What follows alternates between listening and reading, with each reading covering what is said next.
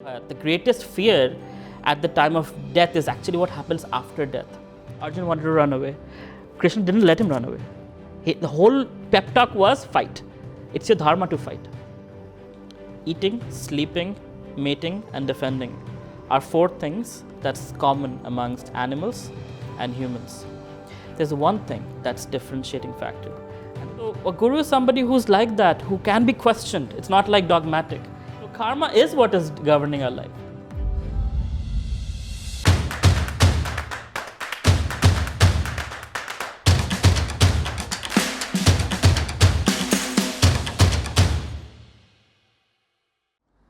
Hey Avelo, so great to see you. I have been your huge follower, have been following your startup stories per se, but what really made me connected to you, your relationship with the spiritual, to the God. And that's why I thought I should come and see you again and have some of my queries get solved with you. So Avelo, I know you follow Bhagavad Gita, Krishna, and so I am still confused, which God to follow actually. Is it Krishna, is it Shiva? Or is it somebody else? Or which guru to follow? Can I follow one guru? Can I multiple gurus? How is it? Sure. So God is one. Whether you call Allah or Krishna or Rama or, so God is one. So one God to follow. Whatever name you might have, but there's one God that you should follow. And when Lord Brahma was asked that question, because he created this universe, his son Narad Muni had asked him, you must be God because you created the universe. He's like, no, somebody who created me and who has created many such universes. And that person is Krishna. So and he gives a definition of God. He says, Ishvara Parama Krishna Satchid Ananda Vigraha Anadir Adir Govinda Sarva Karana Karanam. Which means Ishvara means controller. But Ishvara Param controller, the prime controller is Krishna. Ishvara Parama Krishna Sat Chid Ananda Vigraha. Sat means he's all existing. Chit means he's conscious. Ananda means he's blissful. He's always happy, right? At Vigraha, he has a spiritual form. He's not just some light. He has a spiritual form, not a material form like us. Satchidananda Vigraha, Anadir Adir Govinda. There's nobody before Govinda. If there's somebody before God, that is God. So there's nobody before Govinda. So one might say, oh, Krishna has mother and father, Mother Yashoda, Nand Maharaj. They are his devotees who have the desire to have another child. But Krishna is still the supreme, ultimate personality. Satchidananda Vigraha, Anadir Adir Govinda, Sarva Karana Karanam. He's a cause of all causes. There's no cause for him. He is the cause of everything. So that's the definition of God. And that's the God we should follow, and whatever names we might give, but that's a God. Now, Guru, there are three kinds of Guru.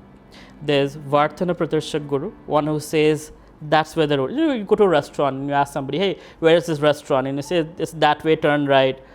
So somebody shows you the way. Who guides you? Who doesn't guide you? He or she shows you the way.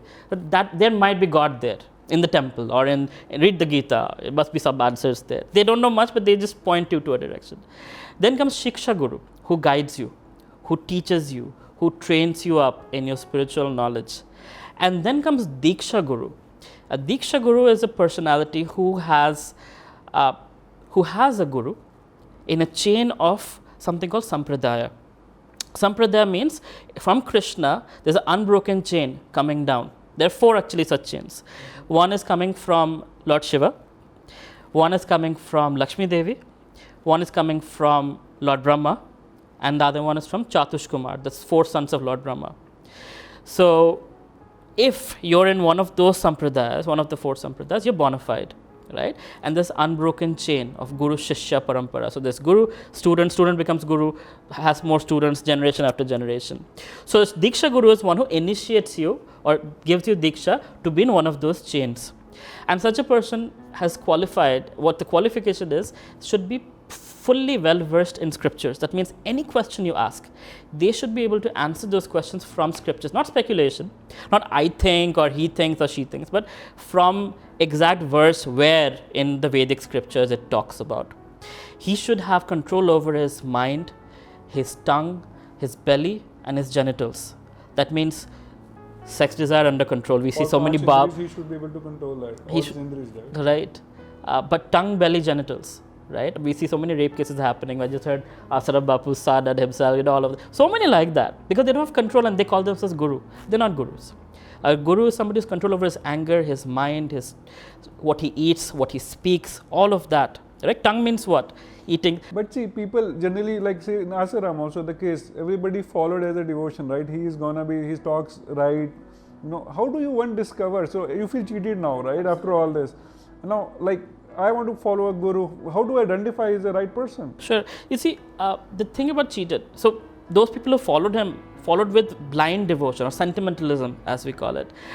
For example, an American drives on the right side of the road. We drive on the left side of the road. If he comes to Delhi and drives on the right side of the road, police will catch him. And wouldn't matter, I'm American. Doesn't matter. You didn't follow the rules. Yeah. So the law of karma applies, whether you know the laws or not. So might as well get to know the laws. It's in Bhagavad Gita, Srimad Bhagavatam, all these scriptures, right? It's there. How does one get to know? Study. How do you know to go to a good university? When I was selecting my university, I remember having a Princeton Review book which had thousands of universities from the US, and I went through all of them, how the curricula is, scholarships are, all of that, and I chose my university. Similarly, we choose a guru, not blindly because I'm crying and they're saying something so soothing, but you choose because you learn what a guru's qualification is. Does the guru have a guru? Can he answer my questions from scriptures? Does he have control over his tongue, belly, genitals? You test your guru. You're actually supposed to test your guru according to our scriptures. In Bhagavad Gita, if you see, Krishna is answering one question 5 times, 6 times. Arjuna is not convinced. Krishna goes on answering and convincing. That's a guru, right? So a guru is somebody who's like that, who can be questioned. It's not like dogmatic. So we, as sincere aspirants of spirituality, need to be knowledgeable, intelligent, and ask questions. That's what Krishna says in Bhagavad Gita, Tad vidhi paripratena pariprashnena sevaya upadekshanti te jnanam jnanena tattvadarshanaha. Which means there are 3 things a student should have. Humility. That means I don't know, I want to know. 2 is the mood of inquiry, should ask questions to find out what the answers are. And 3 is mood of service. That I should help you to help me understand things better. How can I help you? Give and then take. Absolutely. Love and trust, give and take. Other thing is, like, I am so scared of death. I don't want to die. Probably I have a more life to live. Yeah. So how do I come over that? Or how do I know that death is, inevitable? How do I come out of this fear? That's the most scary thing So beautiful. You said that. Again, Krishna answers that in Bhagavad Gita, chapter 2, text 40. He says, Swalpam api asya hi dharmasya trayato mahato bhayat. Mahato bhayat. The greatest fear at the time of death is actually what happens after death. When I was a kid, I used to have asthma. And there was one time where I was collapsing. And it was becoming dark. My father and mother were looking at me helplessly. And I was like, I'm not able to breathe. And I remember that moment. I was like, oh my God, if I die, my parents won't be there. Where am I going next? And Krishna says, Swalpam, Swalpam means very little. It says, Swalpam api asya hi dharmasya. That in this process of dharmic path, if you even take one step, one little step, that fear goes away, right? And you're on the path. So what will actually take away your fear is a knowledge. For example, if you don't know you're in Noida or Delhi, right? And you're like, oh shit, where am I? The fact that you don't know will give you the fear. Can I walk out where people rob me, cheat me? Versus if you know you're in this place where police is there, there's a government, you know that you're taken care of. So that knowledge has to be there. When you have the knowledge of how this world works, everything, it's called Sambandha Gyan. That's what Bhagavad Gita gives us. Then you're fearless. You know you'll die once, but you'll die once, not every day. But the way we live is we're dying every single day. Oh my God, am I going to die of this fear and that fear, right? So Krishna says that one who takes my shelter, there's no fear. Masuchaha. So he ends Bhagavad Gita with that statement actually. He says, Sarva dharman parityajya mamekam sharanam vraja aham tam sarva papebhyo mokshashyami masuchaha. So which means, now I've told you the whole Bhagavad Gita, right? You've heard all different kinds of yoga, dharma, this, that. Forget all of that. Just surrender unto me and I will give you liberation. Mokshashyami masuchaha. Don't worry. He says don't worry means he means it. He's one person who can say don't worry and he can mean it. If Modi says don't worry, it's not in his control. But Krishna, when he says don't worry, he means it. So as you read through the Bhagavad Gita, your faith develops. And that word of Krishna is as applicable to Arjuna as it is to you and me. I've read through Gita and somehow I have a feeling that Krishna talks about himself. I am the one, I am the supreme. That's chapter 10 only. Yeah. Isn't it he's talking a lot about himself only and there's no things around That's it? only chapter 10. But isn't it a greed, is it not a right Pride? Yeah? Sure. So God, so we have pride. Now, Sarva Karana Karanam, he's the source of all causes, right? So he has to have pride for us to have pride. He also has humility for us to have humility. So when he says, I'm the best amongst this and I'm the source of the sun and the moon, I'm the source of ability in man, it is pride and humility at the same time. What is humility? Humility is not, I'm meek, or I'm the worst, or I'm so fallen. Humility is truth. I'm small, God is great. That's humility. I have money today, I might not have money tomorrow. I might have power today, I might not have power tomorrow. That's humility, truth. Krishna is doing the same thing. He's being humble by saying, I'm God. He is God. So he's glorifying himself, which is truth. So pride and humility simultaneously within God. And that's what it comes to us too. We are his children. Sure. How does karma plays a role in our life? How important it is? Why I need to do good karmas always? Why can't I do bad? Or even I do bad karmas, will it come back to me in this janam, or it will go to next janam, or how does this karma cycle work? I love you. You ask such best questions ever, right? So karma is what is governing our life. So circumstance. We are in a circumstance right now, you and me in this room, with the cameras and everything. We have made certain choices to be in this circumstance. You came from Sonipat, I came from Calcutta, and we are here. So the choices we make at every moment defines what the next moment is going to be like, or what the next circumstance is going to be like. And in that circumstance, we have the choice. I can be making a bomb, and you can be making a garland right now. But we're talking about spirituality. We are making the choice right now. And that today you will learn something and I'll learn something which will transform our lives in a very different way tomorrow. So we're building our future right now. So that's karma, action and reaction. And it is governed by time. And time is eternal. So today I have this body. My next body could be something else. I must have had a different body. The soul doesn't die. So the karma is what drives what body I get next. Why don't I remember what happened to me last janam? It would be so horrible if you remember what happened to you last janam. Or last millions of janams. I could have improved in this one, probably if I knew what was the last one. So here is the deal. Imagine you are right now a man. If you remembered how you died as a tortoise, as a lizard, as a goat, as a rapist, as a murderer, as a king, as Brahma, it would be so. You would be confused. You would be very confused of your identity. So Krishna says, Matta smriti jnana apohanam cha. Right? From him comes memory as well as forgetfulness. So forgetfulness is very important. So when I shake your hands and say Anuj, I'm also at the same time, I'm remembering Anuj and forgetting every other distraction. Right? I'm with you. So similarly, if you have to live a very happy life now and you remember, oh, man, I'm struggling for investors now, but last life I was a king. It would make you very unhappy. I had all the money and I just blew it up and this and that, So that's one. But having said that, if you really want to know what your past lives are, there are ways to know. There's something called hypnotic regression, where a trained hypnotist can take you through your subconscious all the way to your fetal stage when you were in your mother's womb and beyond that in your past life. So many people have fears, phobia, height, claustrophobia, and all kinds of water phobia.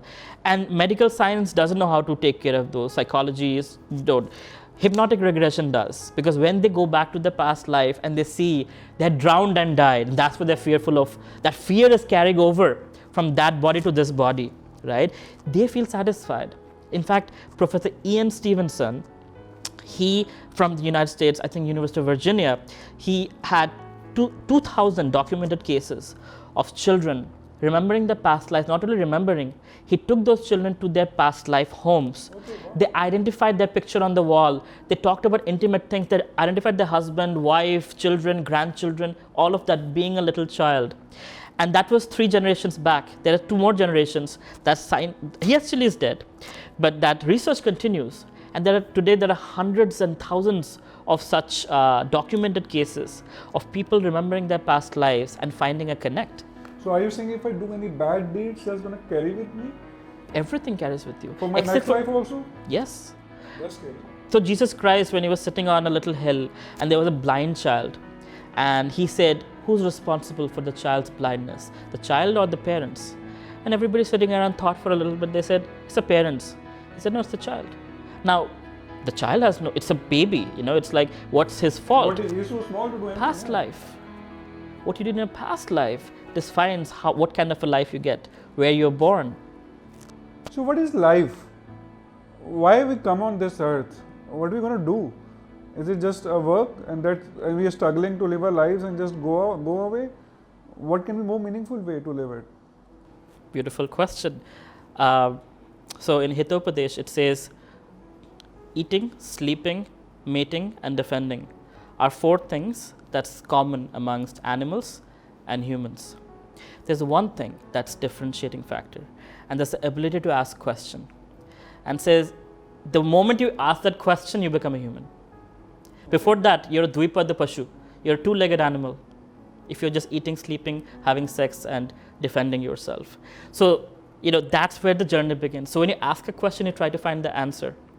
And Krishna in Bhagavad Gita, he says, one who's trying to find the answer, I make sure they find the answer. Chapter 10, text 10, he says that, right? So the point is to find who you are. It's called the journey of self-discovery. It's a joyful journey of finding out what your purpose in life is, because you're unique and I'm unique. My purpose is different and your purpose is different. But the point is, I cannot give you an answer what the purpose is, but you have to find that answer. And guided by Guru, Sadhu and Shastra. So there is Guru, who is your teacher. There's Sadhu, who are examples with whose lives inspire you. And there's Shastra, the scriptures. That guides you to find you what is it that you want to make your life worth living. Sure. What is temple? Am I saying things like above, or is it relatable? Yeah, it's relatable. Okay. Feel free to disagree with me and argue with me. No, I think what you are saying is I'm able to understand what you're saying. What is temples? Why do people go to temples? It's just I think the scriptures and what beyond that? Sure. So temples are spiritual embassies. So when you're in the United States and you walk into an Indian embassy, the laws are all Indian government. That's a little India within the United States. Same thing, US government here, that's United States within India. And even if you look at the chairs, tables, carpets, everything has been imported from the United States, right? So temple is a small piece of the spiritual world.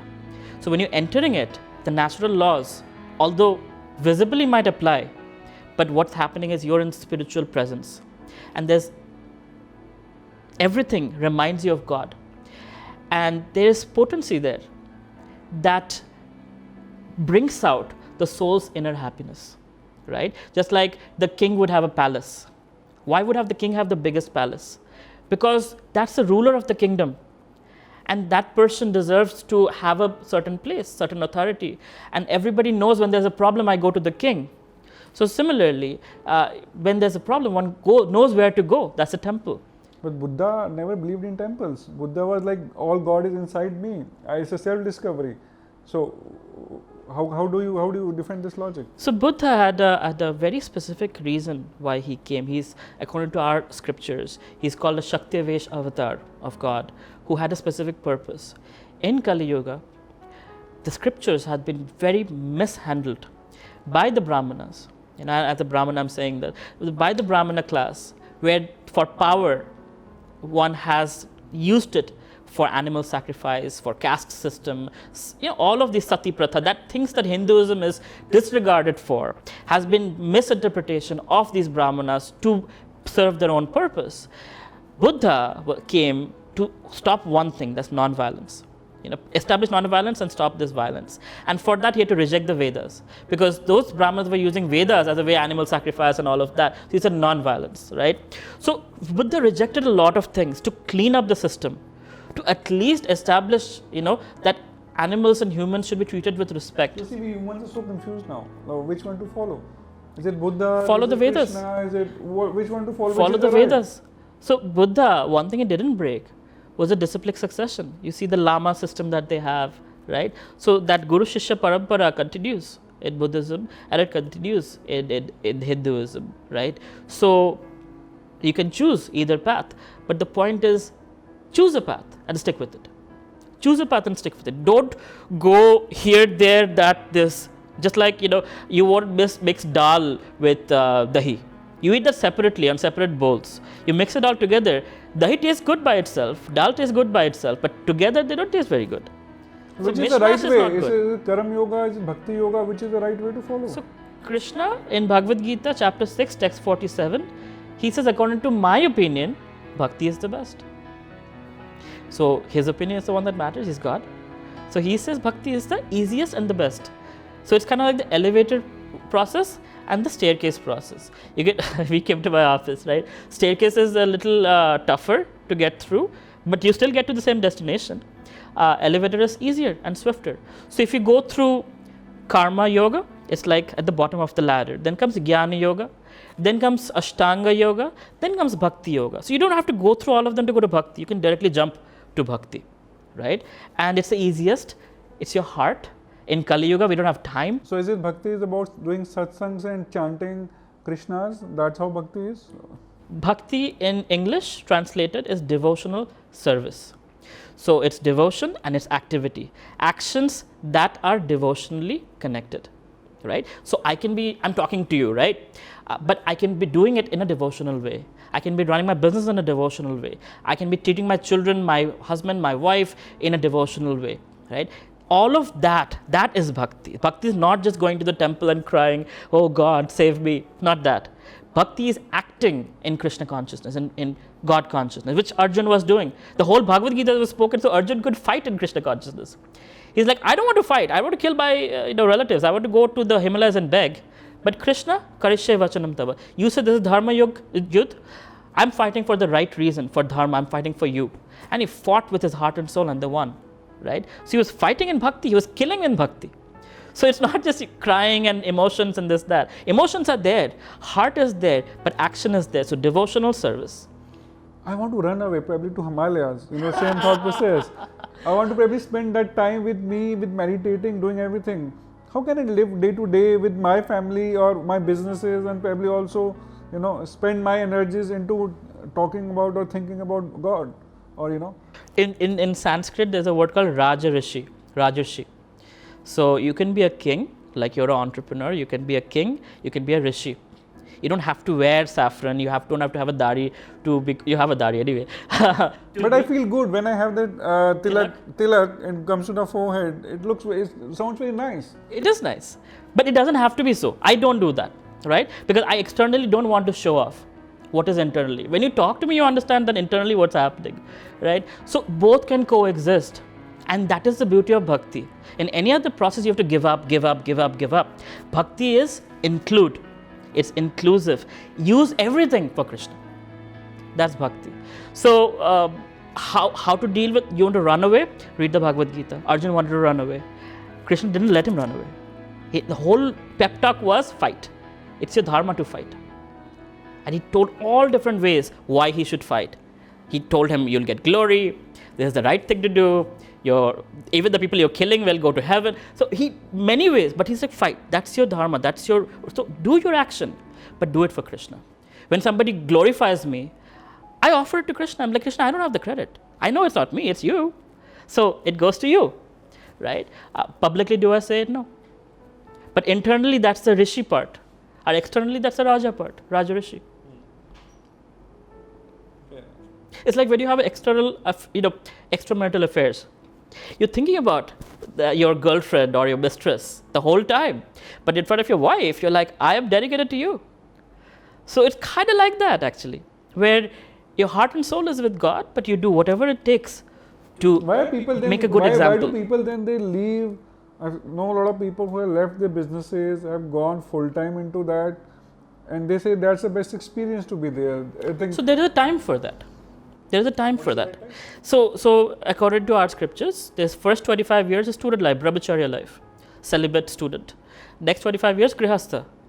Next 25 years, vanaprastha, which is when by the age of 50, you're done, your children have grown up, your wife will be taken care of by children, you pursue your spiritual life full time. So I have to wait for 10 more years to probably, In Kali Yuga, 50 or 60, you never know. You have to pay off your loans. You have to make sure your wife is taken care of, your children are taken care of. Then, you're welcome to. In fact, you can do it with your wife too. Because after Vanaprastha comes sannyas. Right? Sannyas is when you're on your own, you're a mendicant, you've given up everything in life. So there's a time for all of that, detachment and all that. But while we're in a certain ashram, we should respect that and do the needful. Sure. Time for everything.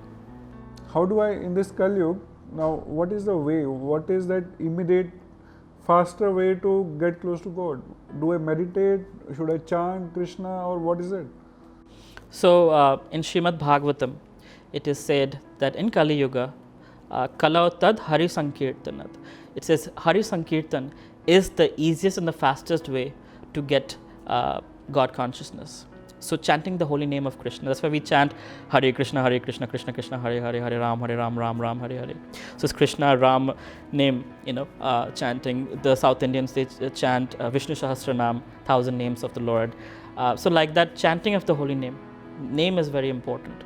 Right? Shivites also chant Shiva's name. Even Allahu Akbar, they chant Hail Mary, Mother of God. The Christians chant. So if you see different religions, it's not very different. Even in some Buddhist scripts also they say chanting the name of Buddha, right? So even Lord Shiva, if you look at him, he has rosaries just like this, and he's chanting. His eyes are closed and he's chanting the holy name of God, right? So chanting holy name of God is because the names, the sound vibration of Krishna's names, it is Krishna himself. When I say Coca-Cola, my thirst doesn't get quenched. I shouldn't drink Coca-Cola anyway. But the point is, when you say Krishna, Krishna is there, personally present through his name. So it is the most potent and the most easiest thing that have been given. What is the best way to do it? Is it closing your eyes or opening your eyes? How do you meditate? How do you remember God? Whatever helps you stay present with the name. When you chant the holy name, the way we do it is you hold the bead in your middle finger like this. So your sense of touch is involved. You're audibly chanting Hare Krishna and you're hearing it. So generally when I close my eyes, one of the senses is closed. So I'm not getting distracted, but I might fall asleep also. So maybe keeping the eyes a little, halfway closed. And the point is to audibly say the word and hear it and say the word, and the mind will be like going to the future and the past. So bringing the mind back to the present, to the sound, that is what you're training the mind to do through meditation, right? That's meditation. You're training the mind, okay, mind, come back from future to present, past to present. And by doing that over and over and over again, eventually the mind gets trained, where when you're present, so not only when you're chanting the holy name of Krishna, when you're within a relationship, when you're having dinner, you're present with the person, 100%. And people can feel that. Versus, I'm looking at the phone, checking out that girl, whatever else is happening. I'm not really present with you. I'm not even listening to what you're saying. So being present is what, this. You're present with God, you're present with everyone. Sure. So in the moment, like this is the moment which I'm talking to you. While I'm meditating, I see there's a light. Probably a white light comes, at this stage when I meditate. And also when I meditate, I'm able to, of course, hear myself. I can hear from the throat, voice coming out. I can feel it's coming from here somewhere. And I could feel it's Atma who's probably, pronouncing that. So what is this light? I've not experienced this before. And what are kind of lights? Where do we go? I cannot answer that question because I don't know it from the scriptures. Whatever I say is from the scriptures.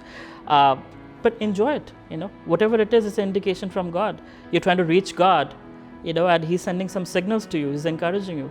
So enjoy the encouragement and let him guide you to wherever that light takes you. Sure. Not everything has to be answered. Yeah, probably, we try to probably get answer to everything what is happening around us. Yeah.